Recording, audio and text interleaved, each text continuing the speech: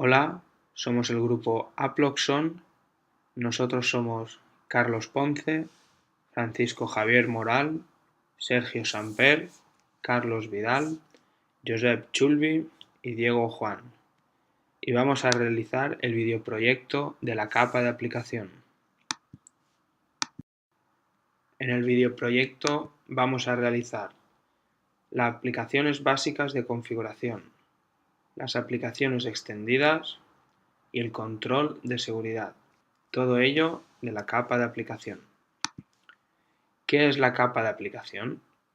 La capa de aplicación es la más cercana a nosotros, ya que es la que funciona cuando interactuamos con las aplicaciones. Esta capa ofrece a las aplicaciones la posibilidad de acceder a los servicios de las demás capas y define los protocolos que utilizarán las aplicaciones para intercambiar datos, POP y SMTP para correo o FTP para transferencia de archivos. Esta capa se encarga de identificar y establecer la comunicación deseada, de sincronizar las aplicaciones cooperantes en la ejecución, establecer procedimientos para la recuperación de errores, controlar la integridad de los datos.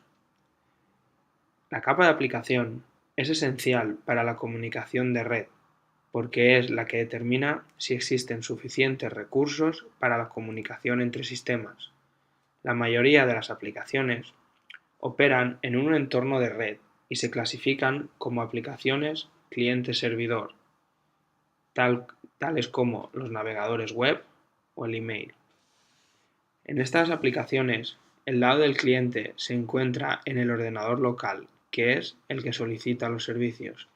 Por otra parte, el lado del servidor se encuentra en un equipo remoto y proporciona los servicios respondiendo a los pedidos del cliente.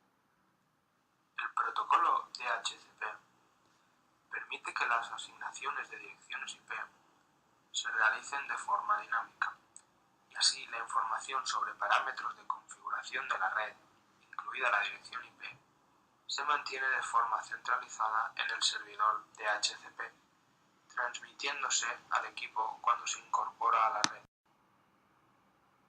Esto simplifica la configuración y permite un mayor control, ya que el administrador del servidor DHCP puede modificar cualquiera de los parámetros sin intervención del equipo usuario. El equipo nuevo que se incorpora a la red ha de registrarse. Es más, se tiene que registrar su dirección MAC, y esta se registra en el servidor DHCP. En el caso de que se conecten varios ordenadores a través de un cable módem, habrán de registrarse todos ellos. Esto permite al operador limitar el número de ordenadores que el usuario conecta a la red mediante un cable módem, según el tipo de contrato establecido. Los cables módems también han de registrarse en el servidor DHCP y recibir direcciones IP propias, salvo que se trate de cable módem USB. El servidor DHCP se encuentra normalmente en la cabecera de la red y es un elemento clave para el funcionamiento del sistema. La dirección IP es un tema crucial en el desarrollo de una red KTV. En caso de que el ordenador no disponga de un rango suficiente de números asignados por el NIC, la Autoridad Central de Asignación de Direcciones IP, tendrá que echar mano de los rangos privados según se especifica en el RFC 1918. Esto significa que cualquier comunicación con el exterior tendrá que hacer uso del NAT, o bien de un servidor proxy, que haría una función. Gracias a la facilidad que da DHCP para el alquiler de direcciones, se pueden asignar direcciones IP de forma dinámica a los ordenadores solo durante el tiempo que realmente lo necesiten para salir a Internet. De este modo, se reduce considerablemente el rango de direcciones necesario, si bien tiene el inconveniente de que el usuario no sabe a priori qué dirección IP le corresponderá, por lo que impide utilizar una red KTV para instalar servidores accesibles desde el exterior. Por último, las direcciones IP de los cables módems, que solo se utilizan para la gestión de la red, deben ser normalmente direcciones privadas. El DNS es el sistema de nombres de dominio, el encargado de establecer la correspondencia entre nombres y direcciones IP. Permite asignar nombres basándose en el concepto de dominio. Para ello utiliza una base de datos distribuida. El cliente-servidor. Los clientes realizan peticiones al DNS local, los cuales contienen información de un segmento de la BBDD distribuida. Estas peticiones viajan en paquetes UDP. Al tratarse de una BBDD distribuida, desaparece la carga excesiva en la red y en los hosts. DNS permite una cadena de hasta 255 caracteres, formada por etiquetas separadas por puntos. Las etiquetas están estructuradas de forma jerárquica o por niveles. Cada dominio es un índice en la BBDD del DNS. Se pueden clasificar en dos tipos, geográficos y genéricos. Los primeros hacen una selección por países y los segundos por el tipo de organización, lo que se llama el árbol de clasificación de los dominios. Delegación de la autoridad. La organización que posee un nombre de dominio es responsable del funcionamiento y mantenimiento de los DNS. Esta área de influencia se llama zona de autoridad. Los registros de recursos es cuando un cliente da un nombre de dominio al DNS. Lo que recibe son los registros de recursos asociados a ese nombre y, por tanto, la función del DNS es relacionar los dominios de nombre con los registros de recursos. Los servidores DNS tienen información completa de una zona de autoridad. Según las características de la zona, los servidores DNS se pueden clasificar en primarios, secundarios, maestros y locales. Los servidores raíz. Las direcciones IP de los dominios superiores no se incluyen en el DNS porque no son parte del propio dominio. Para consultar hosts externos se consulta a los servidores raíz. Los servidores raíz proporcionan referencias directas a servidores de los dominios de segundo nivel. SIP para VoIP. La complejidad del protocolo H323 dio como resultado el desarrollo de un protocolo alternativo SIP, Session Initiation Protocol, inspirado en HTTP y SMTP. Este protocolo cuenta con dos componentes, UA, que actúa tanto como cliente UAC como servidor UAS, servidores, proxy como intermediario y el registro de los agentes activos en su dominio. También tenemos la redirección, que se informa a los clientes de los agentes que se encuentran fuera de su ubicación. Las características. Los mensajes de control se envían en distintos sockets a los datos intercambiados y se envían al puerto 5060, bien conocido.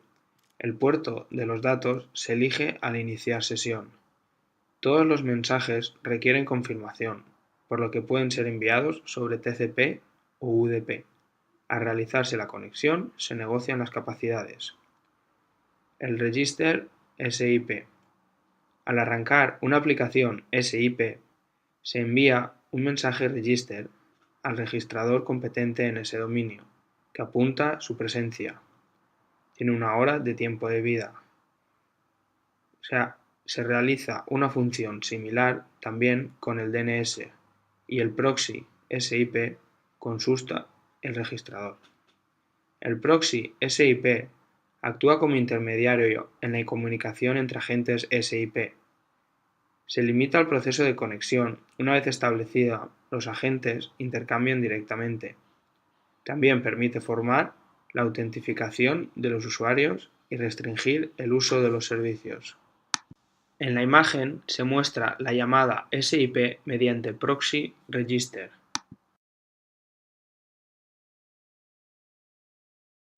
La redirección de llamadas SIP. Si un cliente se traslada, se le asigna un nuevo identificador.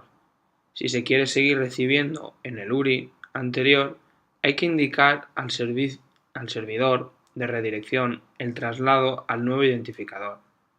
El proxy, register y redirect server suelen ser el mismo equipo, el router. En la imagen se muestra la redirección de llamadas SIP. Vamos a hablar del proxy. ¿Qué es? Un proxy es un servidor que hace de intermediario entre el programa cliente, por ejemplo, un navegador web, y un servidor real. Su función es la de interceptar todas las peticiones hacia el servidor real para ver si el proxy puede satisfacerlas por sí mismo y solo en caso contrario será el servidor real que satisfaga la petición del programa cliente. Funcionamiento de un proxy. Cuando un equipo de la red desea acceder a una información o recurso, es realmente el proxy quien realiza la comunicación y a continuación traslada el resultado al equipo inicial.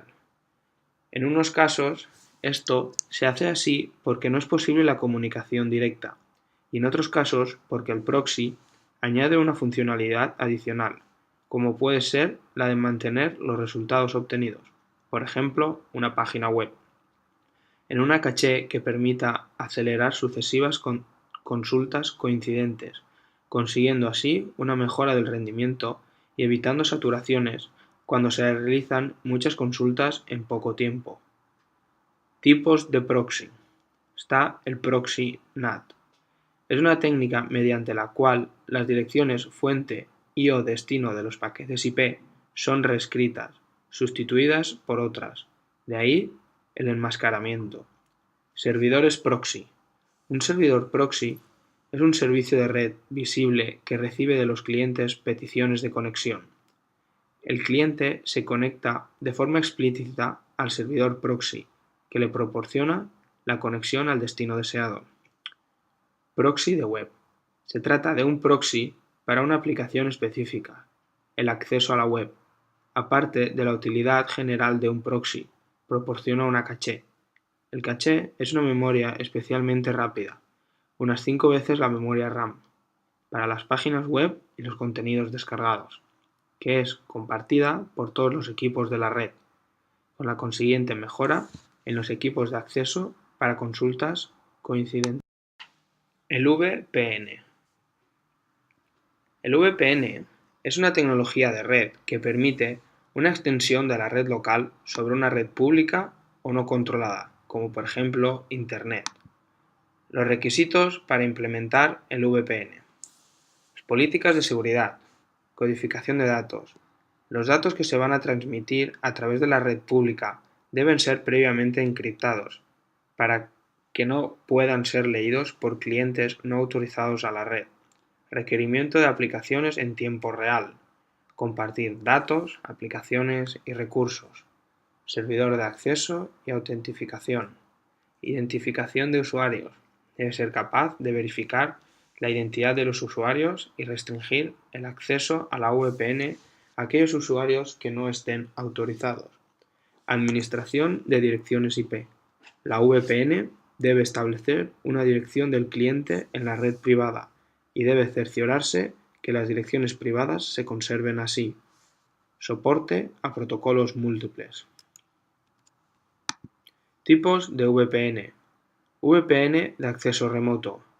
Este es quizás el modelo más usado actualmente y consiste en usuarios o proveedores que se conectan con la empresa desde sitios remotos, oficinas comerciales, domicilios, hotel, aviones, etc., utilizando Internet como vínculo de acceso. VPN punto a punto. Este esquema se utiliza para conectar oficinas remotas con la sede central de organización. El servidor VPN, que posee un vínculo permanente a Internet, acepta las conexiones vía Internet provenientes de los sitios y establece el túnel VPN. VPN interna.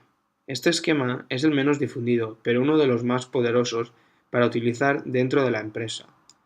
Es una variante del tipo acceso remoto, pero en vez de utilizar Internet como medio de conexión, Emplea la misma red de área local, LAN, de la empresa. Sirve para aislar zonas y servicios de la red interna. Los controles de seguridad. Tenemos los firewalls, que son medidas de control de información entre diferentes ámbitos, implementados en hardware y software. También permite el bloqueo de accesos no autorizados, permitiendo las comunicaciones deseadas, y trabaja en base al criterio establecido por un administrador de seguridad.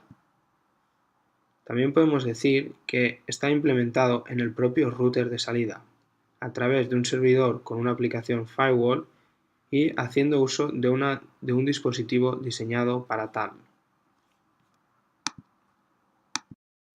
En esta imagen se muestra cómo el firewall protege el router y los ordenadores del cliente de Internet.